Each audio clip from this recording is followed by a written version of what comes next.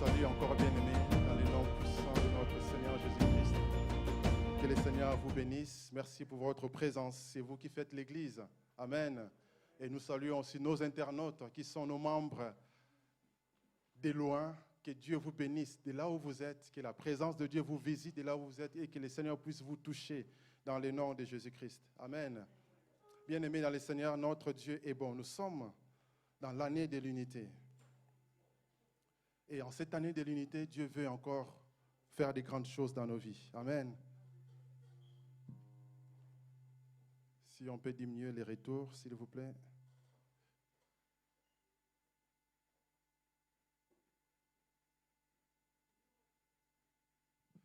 Alléluia. Et Dieu veut faire des grandes choses dans nos vies. Et Dieu veut bénir son peuple. Et nous savons que nous-mêmes, on n'arrivera pas. Parce que Dieu nous a créés comme des êtres sociables. Et durant ces temps où il y a eu les confinements, on peut voir que beaucoup ont déprimé. Beaucoup étaient totalement perdus, isolés, surtout quand on habite seul et qu'on est seul pendant des mois et des mois. Toutes sortes de choses peuvent passer sur la tête. On peut craquer.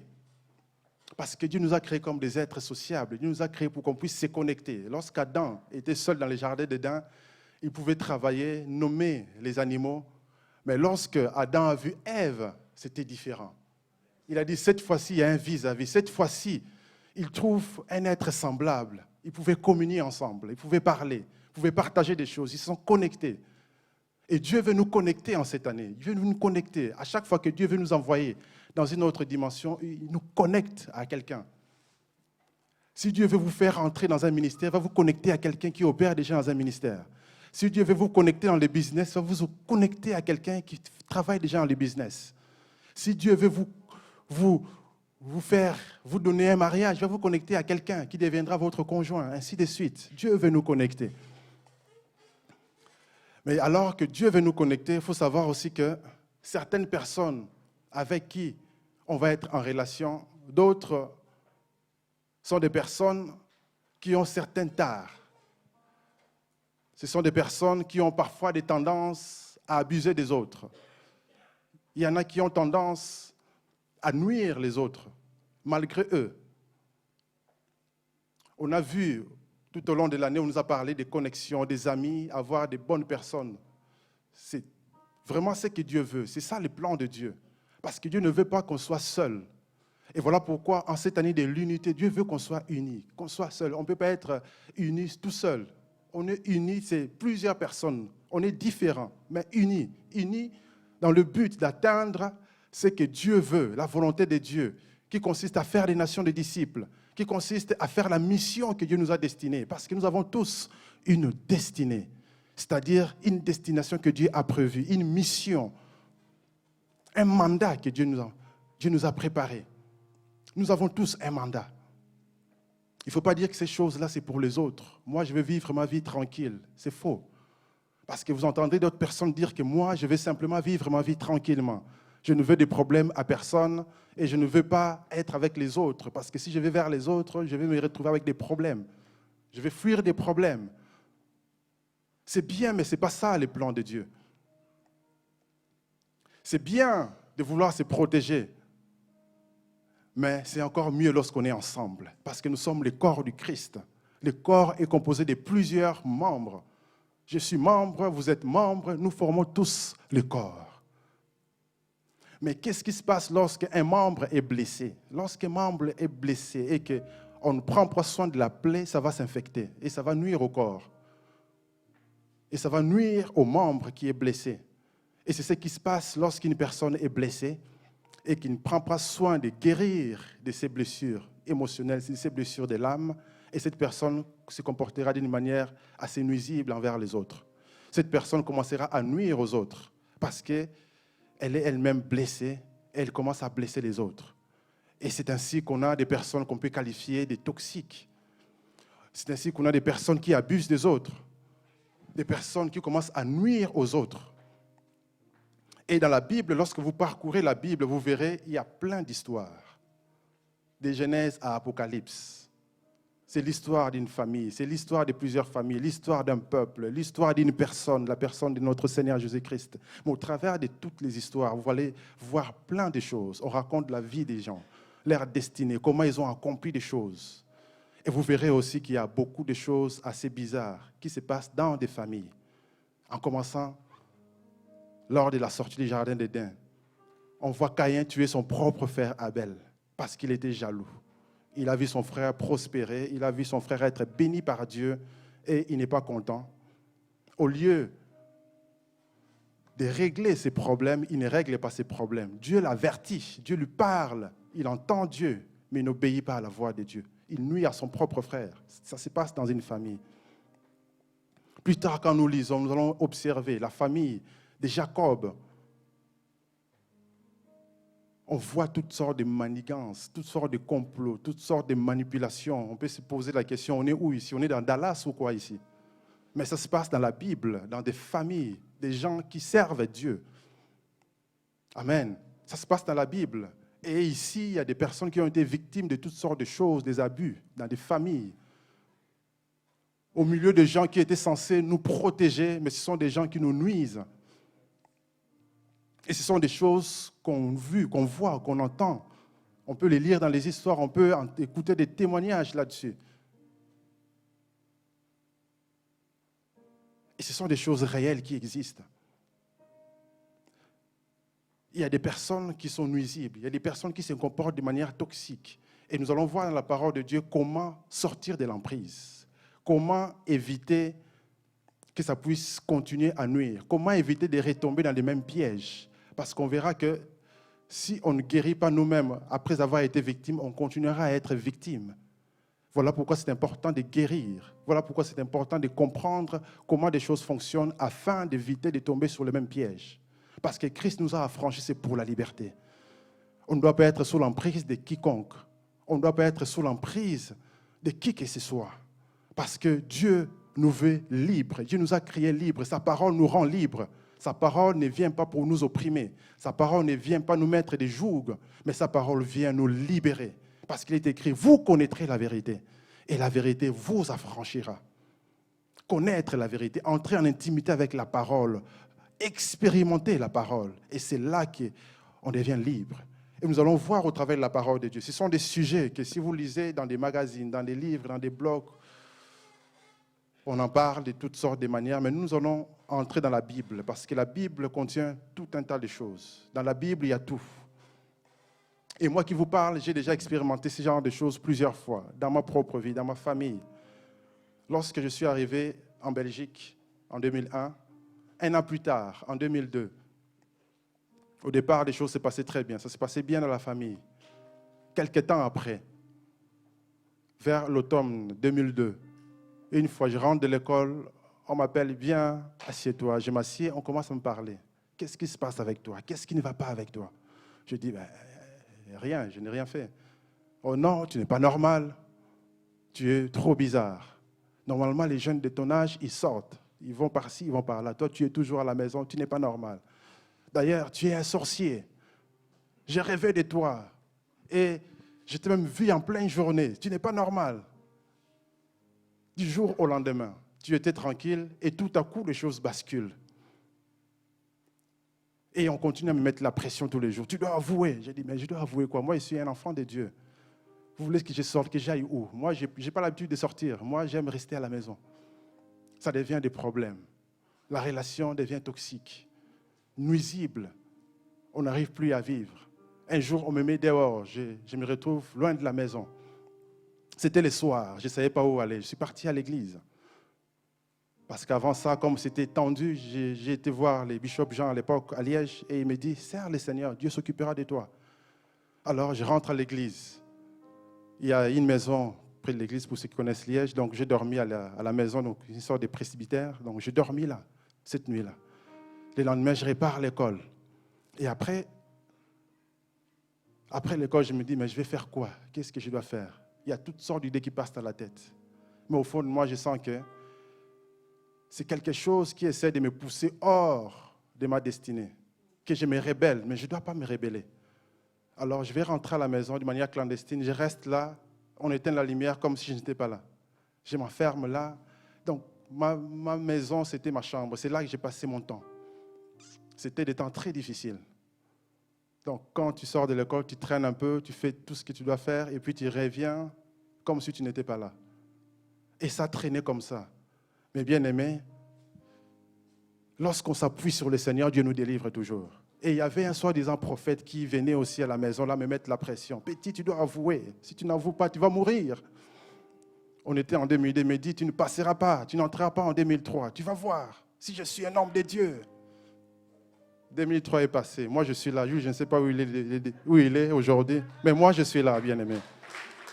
Parce que la Bible déclare, je ne mourrai pas, je vivrai. Je raconterai les œuvres du Seigneur. Quand tu as une destinée, personne ne peut te tuer. Qu'il soit prophète de je ne sais où. Balaam a essayé de maudire Israël, il n'a pas pu.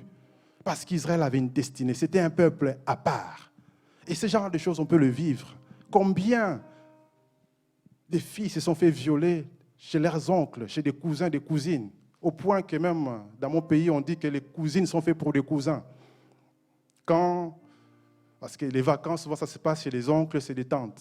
C'est des vacances, les gens vont chez les oncles, chez les tantes, par-ci, par-là, mais on ne sait pas ce qui se passe là-bas. Il se passe tellement de choses. Mais que Dieu délivre les gens. Dans un premier temps, comme je parlerai aussi le dimanche prochain, aujourd'hui je vais vous parler des caractéristiques d'une relation qui est toxique.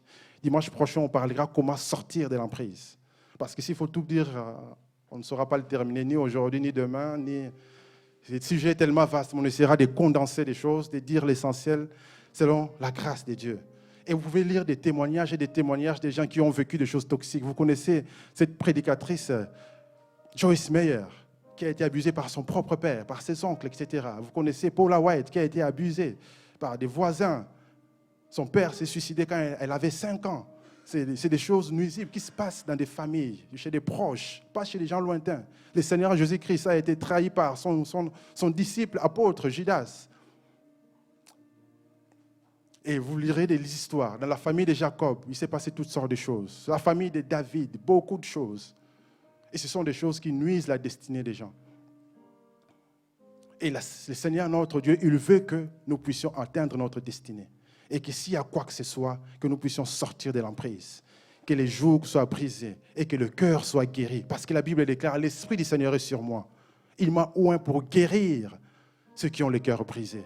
Peu importe les traumatismes. Peu importe la manière dont on est né. Il y a des enfants qui sont nés d'une viole. Même si on est né de cette manière-là, on a une destinée. Parce qu'on n'est pas né par hasard. La Bible dit tout concourt au bien de ceux qui aiment Dieu. Parce que Dieu nous a destinés, il nous a prédestinés à être semblables à l'image de son Fils bien-aimé, à être semblables à Christ. Dieu nous a destinés à être comme Christ sur cette terre. C'est pourquoi la Bible dit « Christ en nous, l'espérance de la gloire ». Avoir Christ en soi, c'est ça le but pour nous, enfants de Dieu, pour atteindre la destinée que Dieu a pour nous. Donc, nous allons voir quelques caractéristiques. Avant tout, on va d'abord définir c'est quoi réellement une relation qui est toxique. C'est une relation qui va vous provoquer de l'inconfort, du stress. Parce qu'au départ, tout va bien. Mais lorsque les choses deviennent toxiques, c'est quoi? C'est de l'inconfort. On n'arrive même pas à s'asseoir à côté d'une personne. Il y a une tension lorsqu'on est en présence de cette personne avec qui on est en relation. Au lieu que la relation soit heureuse, la relation devient nuisible. On est malheureux à côté. Et on est diminué, on se sent aliéné, manipulé, on se sent abusé. Et c'est cette relation qui mène jusqu'à la destruction. Voilà pourquoi il y a des gens qui se suicident, on ne sait pas pourquoi. On a tous regardé les JO. Il y a ce qui a été frappant cette année. Osaka, qui est une tenniswoman japonaise, elle a abandonné Roland Garros parce qu'elle se sentait mal, déprimée, santé mentale. Quand elle était face à la presse, elle se sentait opprimée. Elle a dû renoncer. Et pourtant, c'est l'une des joueuses très talentueuse, qui a gagné des grands titres. Comment est-ce qu'on arrive à ces points-là? On ne sait pas. L'autre encore, Simone Biles, la championne des gymnastiques. Il n'y a personne qui est comme cette femme. Si elle fait la compétition, elle gagne tout. Très talentueuse. Mais elle a abandonné. Pourquoi? Parce que santé mentale, on a abusé d'elle. Des relations toxiques par des médecins de l'équipe, etc. Il y a tellement la pression. Il y a tellement de gens qui commencent, il n'y en a que peu qui deviennent professionnels, qui gagnent des titres. Alors ça passe par des chantages, par la pression, par des abus. Elle arrive là, elle a les talents, mais elle n'arrive pas. Mentalement, ça ne va pas, elle ne pourra pas. Elle abandonne. Parce qu'elle a été victime. Et le monde n'a pas de solution. Dans le monde, on va vous dire, quand tu remarques que la personne là est toxique, fuis. Raison pour laquelle il y a beaucoup de divorces aussi à cause de ça. Beaucoup de divorces à cause de ça. On te dit, ah, il est toxique. OK, tous les psychologues, tous ces gens-là vont vous dire, prépare vite en courant, prends tes affaires, fuis. C'est tout ce qu'on va dire à quelqu'un, parce qu'il n'y a pas de solution. Mais nous savons que notre Dieu a la solution. L'Esprit de Dieu est là. Le Saint-Esprit a été envoyé pour consoler les cœurs brisés. Il est le consolateur. Il y a la solution avec notre Dieu. Voilà pourquoi, peu importe votre situation, il ne faut pas dire que c'est fini. Il y a la solution avec Dieu. Dieu peut changer de cœur. Dieu peut délivrer quelqu'un de nuisible, des pervers narcissiques, peu importe s'il est sociopathe, psychopathe, Dieu peut le guérir. Dieu peut le libérer. Rappelez-vous du démoniaque de Gadara. Il avait plus de 6000 démons. Mais face à Jésus, Jésus n'a pas tremblé. Jésus a simplement parlé, a ordonné, les esprits sont partis. Et l'homme est devenu normal. Notre Dieu est capable de guérir. Amen. Et donc en France, par exemple, vous verrez que plus de 15% des demandes de divorce, c'est lié à des relations abusives. Entre autres, il y en a qui se disent, bon voilà, par accord mutuel, on se sépare, chacun s'en va parce que ça ne colle plus. Parce qu'il n'y a plus d'amour. Alors, chacun s'en va. Ça, c'est ces choses qui se passent dans ce monde. Voilà pourquoi on doit être armé en tant qu'enfant de Dieu, pour être au secours de ces victimes, être au secours de ces gens-là. Et pourquoi pas remettre l'ordre selon la puissance de Dieu. Amen. Alléluia. Et donc, il y a tous ces genres de choses qui se passent dans la vie, dans des familles. Maintenant, on va voir quelques caractéristiques. Vous verrez que lorsqu'une relation est toxique, des personnes toxiques, qu'est-ce qu'ils font? Je ne dirais pas que des personnes sont toxiques parce que parfois c'est aussi des enfants de Dieu, parce qu'on ne peut pas qualifier quelqu'un par son comportement. Ils ont des comportements toxiques. Et ces personnes, souvent, ils font des complots. Premier caractéristique, c'est qu'ils forment des complots. On n'aura pas le temps de lire, il y a tellement de textes à lire. Je vais vous citer par exemple Genèse 37. Lisez tous les chapitres 37 à la maison. Vous verrez comment les frères de Joseph ont comploté contre Joseph. Joseph était assez naïf. Évidemment, il était encore un adolescent à l'époque. Donc, il ne pouvait pas cerner les personnes pour comprendre que je ne dois plus me retrouver face à ces gens-là parce que la manière dont ils me regardent, ces gens ne m'aiment pas, ils peuvent me tuer. Il ne pouvait pas cerner ça. C'était encore un enfant. Le dimanche prochain, on expliquera comment sortir justement de l'emprise. Parce que quand on est ignorant, on peut facilement tomber sous l'emprise. Joseph étant naïf, il va vers ses frères, il raconte tous ses rêves, etc. Et il est même encore qui va balancer ses frères quand ses frères font des bêtises. Il ne savait pas que les grands frères là, ils étaient très très en colère, ils détestaient les gamins parce qu'ils les accusaient et ils se prenaient pour celui qui connaît tout, il va balancer ses frères et après, c'est lui encore qui vient pour vérifier ses frères s'ils vont bien, pour aller donner encore un rapport si tout ne va pas bien. Les grands frères seront grondés. Alors pour ça, les frères les détestaient, ils étaient jaloux parce que les petits font encore des rêves. Et sur quoi? Pour dire que lui, Dieu va vraiment l'élever. Alors les frères les prennent en haine. Et quand ils le voient, qu'est-ce qu'ils disent? Voilà les faiseurs de rêves. On va les tuer pour voir ce qui va devenir ses rêves. Quelque part, ils veulent détruire sa destinée. Ils veulent détruire son étoile. Et c'est ce qui se passe parfois dans la sorcellerie. Les gens voient que ce gamin, il est fort, il va devenir grand. Et ils vont tout faire par leurs incantations, par leur sorcellerie pour détruire les gens. Et c'est ce qui se passe avec Joseph. Et là, ce n'est pas dans la sorcellerie, mais c'est face à face. On veut les détruire physiquement. Et ça se passe aujourd'hui. Dans mon pays d'où je viens, combien de gens se font empoisonner à cause de la méchanceté, à cause de la crise. Il y a tellement la crise. Parfois, voilà pourquoi la pauvreté, ce n'est pas une bonne chose. Je ne sais pas pourquoi il y en a qui sont adeptes de prêcher la pauvreté, mais la pauvreté, ce n'est pas une bonne chose. C'est à cause de la pauvreté qu'il y a tout ça.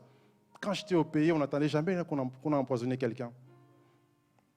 C'est des choses qu'on n'entendait jamais. Aujourd'hui, c'est tout le temps. Tel empoisonné, tel empoisonné. Et il paraît qu'on vend ça même au marché.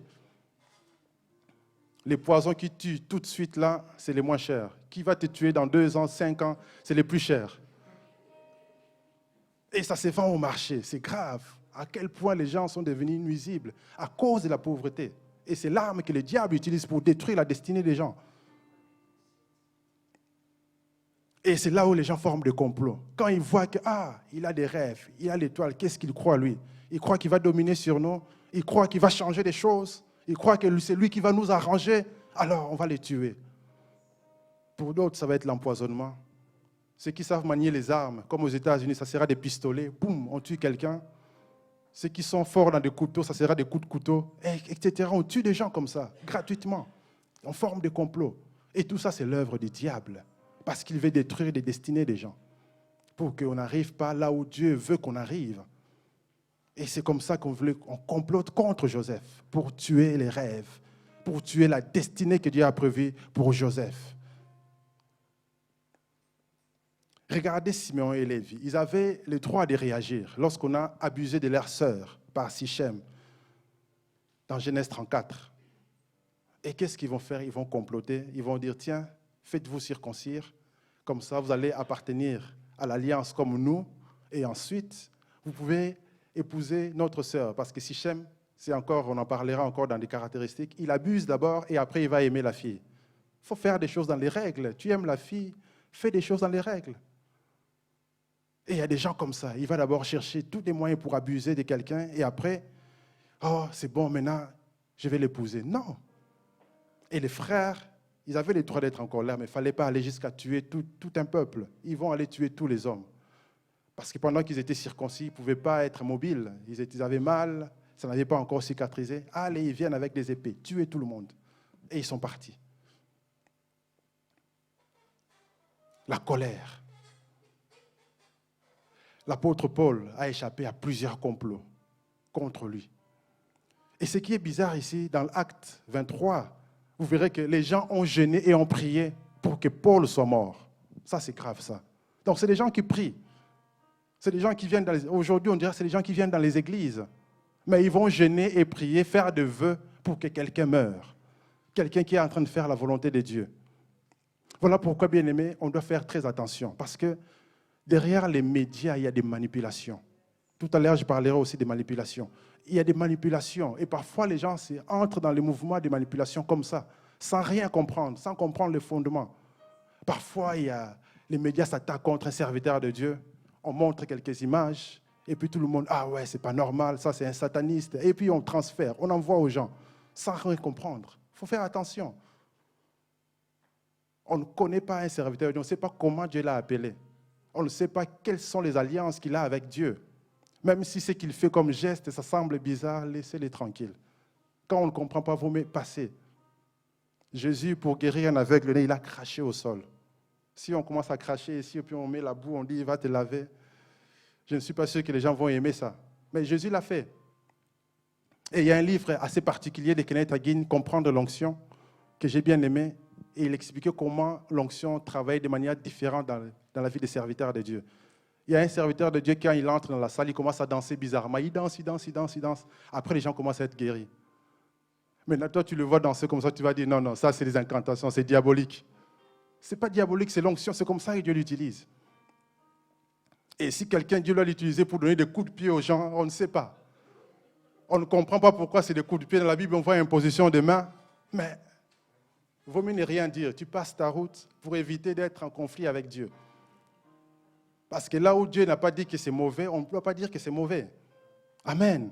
Et c'est parfois comme ça qu'on embarque dans des manipulations, dans des complots même. Tu entres quelque part, tu vois les gens en train de parler des choses bizarres, vaut mieux s'en aller, plutôt que de rester d'entrer dans un complot et de nuire à un enfant de Dieu ou à quelqu'un. Parfois, c'est comme ça. On est naïf, on arrive quelque part, souvent dans des deuils, on commence à parler des camps, on commence à parler de ceci, parler de cela. Faisons attention. Évitons d'entrer inutilement dans des complots et de nuire à la destinée des gens. Et le Seigneur Jésus-Christ qui a vécu toutes sortes de complots. Toutes sortes de complots. On n'aura pas le temps de le lire, mais lisez par exemple Matthieu 26. Voyez comment les principaux sacrificateurs, c'est des gens de l'Église qui sont censés enseigner le peuple la vérité. Et ils vont compléter comment tuer Jésus. Et pourtant, dans leur loi qu'ils enseignent, ça dit tu ne tueras point. Mais c'est les premiers à comploter pour tuer des gens.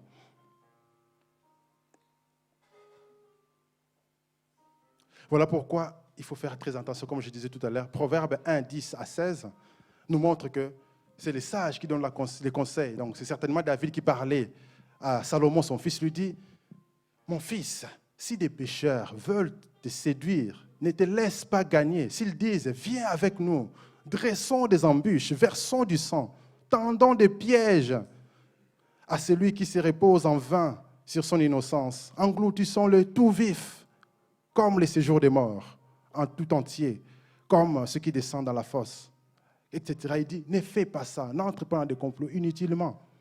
Parfois, parce que souvent, pour les jeunes gens, lorsqu'il veut se faire accepter dans un groupe, il est prêt à tout faire pour se faire accepter, pour avoir des amis. Non, n'aie pas ce genre d'amis.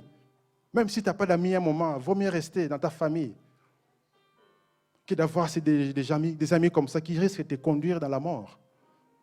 Parce que celui qui va tuer par l'épée finira par périr lui aussi. Voilà pourquoi on ne doit pas avoir peur de complots. Même s'il y a des complots, tu sens qu'il y a des complots dans ta famille, que ce soit des complots de sorcellerie, que ce soit des complots au travail, des gens complotent contre toi pour te faire évincer. N'aie pas peur. La Bible déclare, s'ils forment des complots, cela ne viendra pas de moi. Quiconque se liguera contre toi tombera sous ton pouvoir, au nom de Jésus. Et il dit, voici, j'ai créé l'ouvrier qui souffle les charbons au feu, qui fabrique une arme par son travail. Mais j'ai créé aussi les destructeurs pour la briser. Et toute arme forgée contre toi sera sans effet. Et toute langue qui s'élèvera en justice contre toi, je la condamnerai. Nous avons le pouvoir de condamner des complots, de briser ces complots dans le nom de Jésus-Christ. On n'a pas à avoir peur. C'est des choses qui existent, mais nous avons le pouvoir au nom de Jésus-Christ. C'est pour ça qu'il ne faut pas être parano. Parce que parfois, j'ai l'habitude d'écouter ce qui se passe en francophonie. Et parfois, on écoute des prédicateurs qui vont vous dire, non, voilà, il ne faut pas aller chez les gens, il ne faut jamais manger chez les gens, il ne faut pas accepter que les gens viennent chez vous parce qu'il y a des sorciers, il y a des méchants. Ce n'est pas l'évangile, ça. La Bible nous dit d'être hospitalier. Évidemment, il faut être sage. Tu n'ouvres pas la porte à n'importe qui. Il faut écouter ton cœur, il faut marcher par l'esprit. Mais il faut manifester l'amour. Il ne faut pas qu'on devienne des parano, on ferme la porte et puis on vit comme des parano. Non, non, non, non, non. Ce n'est pas ça l'évangile. Quand on voit le Seigneur Jésus-Christ, on voit qu'il marchait dans la victoire. Il marchait dans l'amour et dans la paix.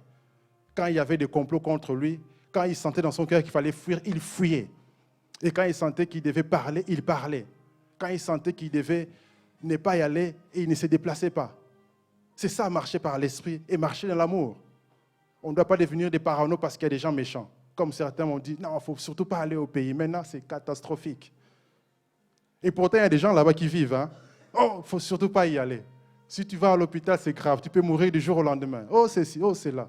Non, ça, c'est des gens qui font peur aux gens inutilement. Et pourtant, il y a des gens qui vivent là-bas. Si vous regardez les avions là, qui vont en Afrique, c'est plein. Et ils vont, mais ils ne veulent pas que nous, on y aille. C'est terrible. Donc, n'ayons pas peur des complots. On a le pouvoir de briser les complots. Il faut marcher par l'esprit, marcher par l'amour, selon le plan de Dieu, parce que nous sommes enfants de Dieu bien-aimés. Amen. Et deuxième caractéristique est que les personnes toxiques, ils aiment culpabiliser les autres. Et ça, c'est une méthode de manipulation. Ils aiment culpabiliser. Et lorsqu'on te fait culpabiliser, et quand tu commences à ressentir cette culpabilité, c'est ce qu'on appelle l'inversion des culpabilités. C'est-à-dire que quelqu'un, il fait des choses. Il va faire tout ce qu'il doit faire là. Et lorsqu'on l'attrape, non, il dit non, c'est pas lui, il accuse les autres.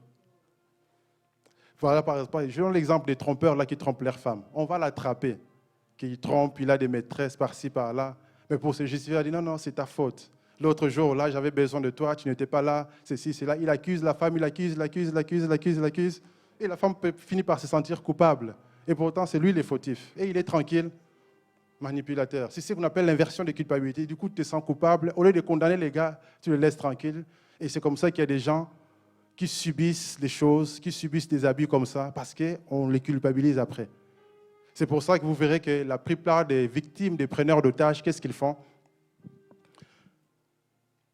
Lorsqu'ils prennent les gens en otage, ils parlent à ces gens-là. À un moment donné, ils ne sont même plus obligés de les surveiller. Ils ont tellement parlé à ces gens-là que les gens-là, ils sont devenus quoi? Ils sont atteints. Ils ont mené l'emprise sur eux. Et ces gens-là finiront même par être sympathiques envers eux. C'est ce qu'on appelle le syndrome de Stockholm. Ils deviennent même sympathiques envers les gens qui les faisaient mal. Pourquoi? Parce que c'est la manipulation. On le fait culpabiliser. Non, c'est à cause de vous, du système. Si je suis là en train de vous braquer, c'est parce que voilà, je suis au chômage et je n'ai pas d'argent pour nourrir ma famille à cause de vous qui travaillez là. Vous prenez tous nos emplois et maintenant, nous, on se retrouve au chômage. Voilà pourquoi je suis là, je vous braque. Et puis, il va parler. Les gens finiront par dire, ah ouais, c'est vrai que c'est vraiment, il a mal. Hein. Maintenant, comment il va faire? Et on finit par avoir de la sympathie. Ce n'est pas de la vraie sympathie, c'est une manipulation. L'inversion de culpabilité, parce qu'on l'a fait culpabiliser et on commence à ressentir de la culpabilité. On peut même finir par devenir complice pour les cacher, pour qu'ils s'enfuient. C'est la manipulation. Il faut sortir de l'emprise. Amen. Et dans la Bible, vous verrez ça tout le temps. Jésus, quand il fait un miracle le jour du sabbat, c'est devenu un problème. Une femme courbée depuis 18 ans. Jésus vient par son amour, il guérit cette femme. Et pour les religieux, là, c'est un problème. Non. Tu as 6 jours pour guérir les gens. Tu n'as qu'à les guérir les 6 jours-là. Les jours du sabbat, il ne faut pas faire des miracles. Et ça devient un problème. On veut culpabiliser Jésus, culpabiliser la femme qui a reçu la guérison. Et pour l'aveugle-né dans Jean 9, pareil. L'aveugle-né, il est né aveugle. Jésus a fait un miracle extraordinaire qui prouve qu'il est le Messie. Et ça devient un problème. Mais comment se fait-il qu'il est guéri? Et pourquoi on le guérit les jours du sabbat? Alors on commence à manipuler les petits. Les petits disent, moi je ne sais rien, je ne suis pas religieux, je ne connais pas la loi. Tout ce que je sais, c'est que j'étais aveugle, maintenant je vois. Et cet homme-là, c'est un homme de Dieu. Non, ce n'est pas un homme de Dieu. Et on commence à le faire culpabiliser. On veut faire culpabiliser Jésus, mais avec Jésus, ça ne peut pas marcher. Lui, il est au-dessus de tous ces gens-là. Ça ne peut pas marcher. Et voilà pourquoi c'est à cause de ça qu'il manipulait la foule. Et la foule pouvait être manipulée facilement. Et voilà pourquoi, à la fin, vous verrez que la foule était tellement manipulée que la foule devenait contre Jésus. Et pour Jésus, pour se déplacer, ça devenait très difficile, surtout à Jérusalem, à cause de ça. Parce que la foule se faisait manipuler plus facilement. Parce qu'on veut culpabiliser quelqu'un qui fait du bien. Et on insultait même Jésus en disant qu'il est Belzéboul. Et ça arrive souvent aux serviteurs de Dieu, qui servent Dieu, qui font des miracles. Par la grâce de Dieu, Dieu les utilise, mais on finit par dire, ah non, celui-là, non, il est sorcier, celui-là, occultiste, celui-là, c'est ci, celui-là, c'est là. Et pourtant, il sert le Seigneur. C'est vrai qu'il y a des faux aussi. Mais quelqu'un qui produit les fruits, quand on le voit, il marche dans l'amour, il marche dans la paix, il produit les fruits dignes d'un enfant de Dieu. Et Dieu l'utilise puissamment. On ne peut pas dire qu'il soit un faux, parce que les faux, on le voit. Il suffit de le côté, vous verrez qu'il ne marche pas dans l'amour. Il est bizarre dans son comportement. Ça ne correspond pas au fruit de l'esprit d'un enfant de Dieu. Voilà pourquoi on doit marcher dans le discernement, dans l'amour. Marcher par l'esprit. Amen. Et David, par exemple, lorsqu'il était avec son frère Eliab, son père lui envoie pour aller ravitailler ses frères qui étaient sur le champ de bataille. C'était un endroit très dangereux. Il n'est pas venu par lui-même. Son travail, c'était de garder les troupeaux. Mais son père l'envoie pour aller ravitailler ses frères, voir s'ils vont bien. Et son frère, dès qu'il le voit, parce qu'il détestait David, il va lui dire, mais qu'est-ce que tu es venu faire ici? Il va le traiter d'orgueilleux, tu es venu voir la guerre, tu es orgueilleux, etc., etc. Qu'est-ce que David a fait du mal? Il n'a rien fait. Il est venu parce que son père l'a envoyé. Il fait une bonne chose, et pour le bien de ses grands frères-là. Mais les grands frères vont commencer à tordre, le faire culpabiliser. Tu es venu voir la guerre, tu as la malice dans ton cœur, tu es orgueilleux. Qu'est-ce que tu viens faire ici? Va garder les troupeaux. Et s'il était tombé dans les pièges, il n'allait pas tuer Goliath, il allait retourner. Mais la Bible a dit David s'est détourné, il a continué à se renseigner, à savoir qu'est-ce qu'on va faire à celui qui va tuer ces géants-là. Amen. Voilà pourquoi faisons attention, bien-aimés. Quand Dieu te met à cœur de faire quelque chose, fais-le. Même si les gens disent non, si c'est quelque chose de bien, ne te sens pas coupable de faire de bien. Surtout si le Seigneur te met à cœur. Parce qu'il y a des gens que Dieu met à cœur de faire du bien, de travailler dans l'œuvre de Dieu. Mais parfois, ils en parlent à des mauvaises personnes qui les font culpabiliser pour la bonne chose qu'ils veulent faire. Oh non, pourquoi tu donnes l'argent à l'église? Tu as des enfants, non? Tu ne vas pas t'occuper de ta femme, de tes enfants. Pourquoi tu veux donner ça? On te fait culpabiliser pour les biens que tu veux faire. Voilà pourquoi faisons attention, détournons-nous de ce type de paroles et soyons sages, bien-aimés. Amen. Troisième caractéristique, vous verrez que des personnes toxiques aiment manipuler. La manipulation. Et dans la Bible, il y a plein d'experts dans la manipulation. Le temps passe vite. Regardez par exemple Rebecca, la mère de Jacob. Cette femme, quand elle était enceinte, Dieu lui parle en lui disant qu'il y a 2 nations dans ton ventre. L'aîné sera assujetti par le plus petit. Le petit, là, il a une grande destinée, c'est un prince. Mais dès que l'enfant naît, elle va donner le nom à l'enfant Jacob parce qu'il tenait les talons. En d'autres termes, usurpateur. Et après, lorsque Isaac, ce qui est assez bizarre, lui qui est prophète, la Bible dit qu'il devient aveugle. Et il veut bénir la mauvaise personne. Qu'est-ce que tu fais, toi, maman? Tu sais ce que Dieu a dit.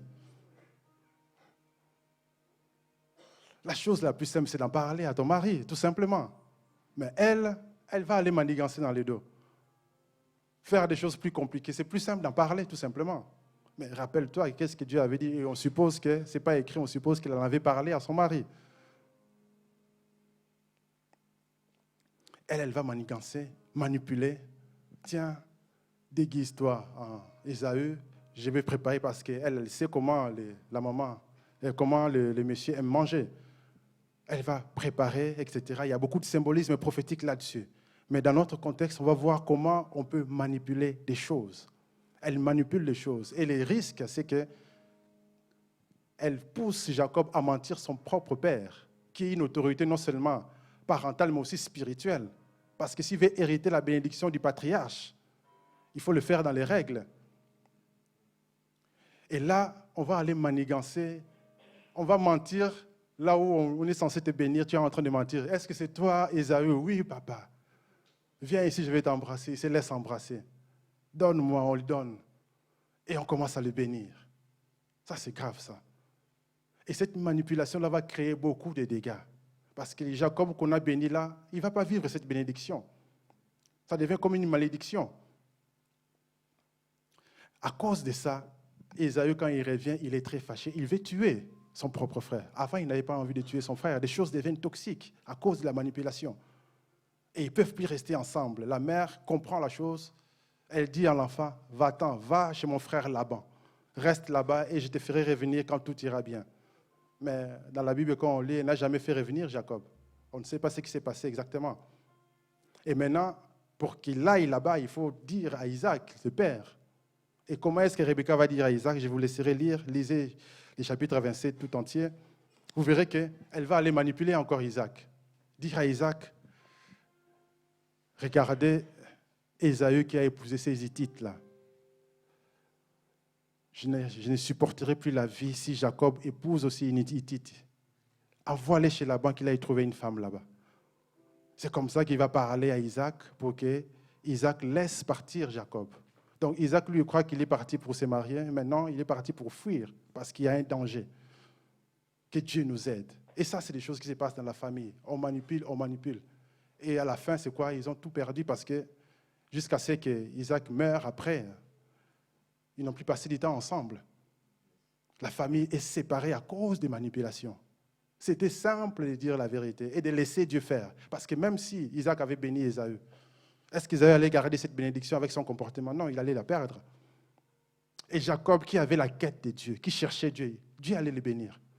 Parce que quand vous voyez dans Péniel, Jacob avait tellement cherché Dieu, il soupirait tellement après Dieu, Dieu a fini par les bénir. Dieu a fini par changer son nom, les bénir. Donc c'est tellement simple de laisser Dieu faire, parce que parfois, on veut agir dans la chair, on veut faire des choses par nous-mêmes, on veut être au contrôle des choses. Parfois, il faut laisser Dieu faire. Laissons Dieu être Dieu. Quand on ne veut plus laisser Dieu être Dieu, on commence à manipuler les choses nous-mêmes.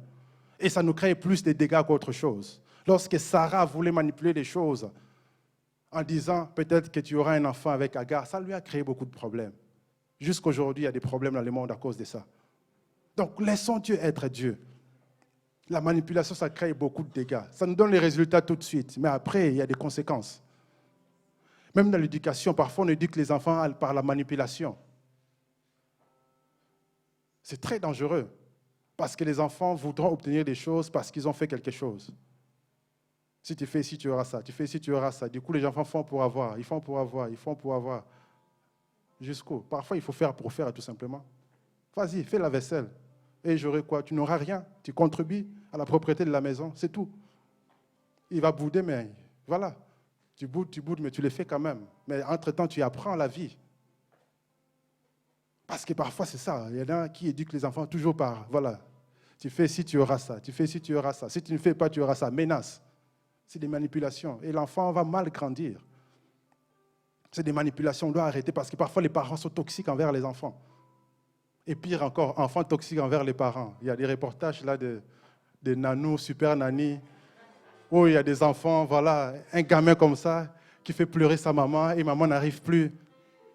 C'est terrible. Mais c'est subtil parce que la maman veut absolument faire du bien à son enfant. Et elle a été éduquée de manière qu'il faut vraiment dorloter, etc., etc. Et les gamins comprennent le jeu, ben voilà, il devient le roi. Et pire encore, c'est des gamins qui sont toxiques. Là, ils commencent vraiment à menacer maman, à faire du mal. Et la maman, en train de pleurer, ne sait plus quoi faire. Et c'est l'enfant qui commande maintenant. C'est grave, ça. Et tout ça parce que c'est des manipulations. Ça crée des conséquences. Et il y a plein d'exemples. Et que dire quand Jacob était chez Laban? Là, c'est pire. Laban, c'est les maîtres de la manipulation. Et Laban, lui, va manipuler les salaires. Et ils ont des techniques assez simples. Ils commencent vraiment par des propositions très simples. Lorsque Jacob va travailler, il vient voir Jacob et dit, tiens, tu ne vas pas continuer à travailler gratuitement quand même. Dis-moi, c'est quoi ton salaire? Quand on te demande ça, tu dis, mais c'est cool. Donc, je vais te dire mon salaire. Et Jacob, on ne sait pas si c'est l'envoûtement. On ne sait pas si c'est les conséquences de la bénédiction qu'il a volée. Il va dire, je vais travailler 7 ans pour la femme. 7 ans, c'est beaucoup, hein? Pour les gens qui donnent la dot, là, si c'est la dot de 7 ans de travail, mon frère, c'est la galère. Hein? 7 ans, tu ne touches pas ton salaire. Tu vis comme un mendiant pour les mariages. Et c'est ce qu'il a subi. Et après, on manipule son mariage. On lui donne une autre femme. Il travaille encore 7 autres années. C'est grave, ça. Et ça, c'est le fruit des manipulations. On a manipulé, on s'est fait manipuler encore. Ainsi de suite, parce qu'on récolte ce qu'on a sémé. La loi de la sémence et de la moisson. Et après, plus tard, Jacob a compris que Laban, là, c'est un maître escroc. Alors, il va dire, oh, et moi aussi, je suis Jacob, usurpateur, tu vas voir. Jacob va lui montrer encore que lui aussi, c'est un maître dans l'escroquerie. Il va dire, tiens, maintenant que j'ai eu Joseph, l'enfant que je voulais, je vais m'en aller, donne-moi mon salaire. Alors là-bas, toujours la même méthode. Fixe-moi ton salaire, il n'y a pas de souci. Jacob a dit, ok, tu vas voir. Il lui dit, donne-moi tous les animaux qui sont achetés, marketés, ça sera à moi, et les autres, c'est à toi. Laban croyait que, c'est simple. Certainement qu'il y en avait peu. Laban s'est dit, ok, c'est bon, donc c'est un petit salaire. On lui laisse. Et Jacob a trouvé une formule pour que quand les brebis arrivent, là où il y a des feuilles, je ne sais pas comment il a fait ça, si c'est la génétique, si c'est spirituel, il faut étudier ça à fond. Mais toujours est-il que quand les animaux arrivaient là, il donnait des rayés, des tachetés, des marquetés. Et quand c'est des chétifs, il les laisse aller. Quand c'est des robustes qui donnent des beaux enfants, allez, il les met là. Grâce à ça, il a pillé toute la richesse de Laban. Alors il a vu que non, sa manipulation a tellement fonctionné qu'il est maintenant en danger. La relation devient encore toxique. On commence à mal les regarder parce que les fils de Laban n'ont plus d'héritage. Tout est parti chez Jacob. Et là, il doit fuir encore. Vous voyez comment c'est le cycle de manipulation, c'est que ça fait. Là encore, il doit fuir. Il part chez son beau-père sans dire au revoir. Allez, il s'en va, il file à l'anglaise. On les rattrape, il commence à renégocier. Vous voyez comment c'est pas bon ces choses. Parce que voilà, ça nous poursuit après. On sème, on récolte. On sème la manipulation, on récolte encore plus, etc., etc. Et ça devient très dangereux. Après, vous lirez vous-même à la maison, il y a eu des abus. Beaucoup d'abus. Ruben a abusé des faiblesses, la servante de Rachel, parce que Rachel était décédée. Alors là, la femme, on ne sait pas comment elle se sentait mal. Ruben, l'aîné, qui est censé aider, non, il va profiter des faiblesses, il va abuser de cette femme-là. Et son père l'avait même maudit. Et il a perdu le droit d'aînesse à cause de ça. Vous voyez comment dans une famille se passe des choses horribles. Sichem va abuser de Dinan. Les frères vont comploter pour tuer ces Sichem. Et tous les hommes, Amnon, dans la famille de David, où il y a aussi beaucoup d'abus, il va abuser de sa sœur Tamar. Après, Absalom va tuer Amnon quelques temps plus tard. Ça amène la mort parce que c'est des gens toxiques. Ils ne règlent pas les problèmes restent dans le cœur. Et puis ça crée tout un tas de dégâts, par-ci, par-là. Après, vous verrez que dans l'histoire de Samson et Dalila, vous verrez la séduction, comment on peut séduire quelqu'un pour détruire sa destinée, détruire son ministère, détruire les plans de Dieu pour sa vie.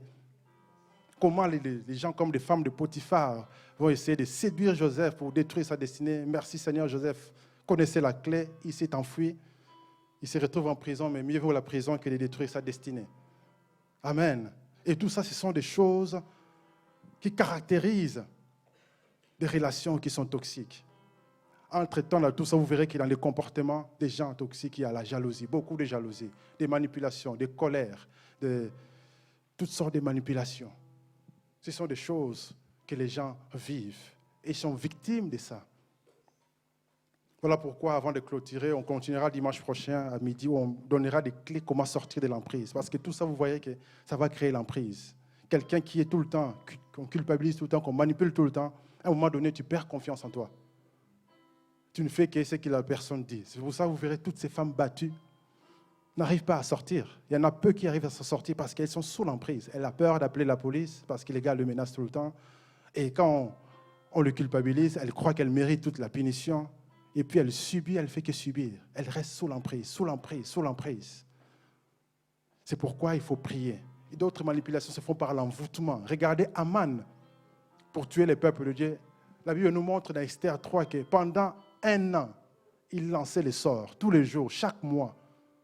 Et quand 1 an est fini, il va aller parler au roi, dire qu'il y a un peuple là, qui est un peuple à part, qui a des lois différentes. Il faut tuer ces peuples. Les rois ne discutent même pas, ne posent même pas la question. Ils signent simplement, ils donnent tout. C'est l'envoûtement. Et par l'envoûtement, on peut manipuler aussi les gens, par la sorcellerie. Raison pour laquelle les rois de Moab disaient à Balaam, maudis ces peuples. Parce que si on les maudit, on l'envoûte, ça sera facile à manipuler. Et comme ils n'ont pas réussi à les maudire parce que c'est un peuple à part, la technique de Balaam, c'est quoi? Envoie des filles pour séduire, la séduction. C'est pourquoi il faut faire très attention. Tout ce qui brille n'est pas de l'or. On te dit bonjour avec des grands sourires. Reste sage. Il ne faut pas tomber dans les pommes à cause du sourire. Ben oui, parce que c'est comme ça. Il y a des gens qui ont des démons de séduction. Simple regard, tu es paralysé. C'est pourquoi il faut être sage. Il faut marcher par l'esprit. Il ne faut pas toujours se fier aux apparences. Parce que derrière ces relations toxiques, c'est détruire la destinée. Le but du diable, c'est détruire ta destinée. Il va te conduire vers ces mauvaises personnes pour détruire la destinée. C'est pour ça qu'il faut faire très attention. La Bible nous parle dans Proverbe 5 de faire attention à cette femme qui a des lèvres, de faire attention aux lèvres de l'étranger qui distille le miel et son palais est plus doux que l'huile. Parce que si tu restes là, après quoi, ça sera amer comme l'absinthe, aigu comme un glaive à 2 tranchants. C'est dans Proverbe 5, 3 à 10. Et vous verrez quoi, quand tu vas vers cette femme, la Bible dit quoi? Tu risques de donner les années de ta vie, ta vigueur à des hommes méchants. Parce que derrière cette séduction, c'est quoi? La destruction. C'est ce qui est arrivé à Samson. Ce qui aurait pu arriver à Joseph s'il avait cédé à la femme de Potiphar. C'est pourquoi, bien-aimés, avant de clôturer ce matin, on va prier que Dieu ouvre nos yeux. Que Dieu nous donne le discernement. Qu'on ne tombe pas sous le joug de quiconque. Parce que Christ nous a affranchis pour la liberté. Nous ne serons plus jamais sous le joug de l'esclavage. Et la parole de Dieu nous donne la force, nous ouvre les yeux. La parole de Dieu, c'est la vérité qui nous affranchit. Que le Seigneur, notre Dieu, puisse se manifester.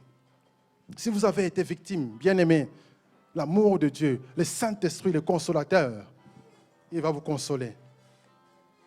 Parce que l'Esprit du Seigneur est sur moi. Il m'a oint pour annoncer la bonne nouvelle aux pauvres, rendre libres les opprimés, libérer les captifs. Parfois, on peut être captif à cause de ça. On est sous l'emprise, on est captif. On n'est pas libre. Les gens vous voient avec une bonne apparence, bien habillé, belle voiture, belle maison. Mais en réalité, on est captif. On est prisonnier.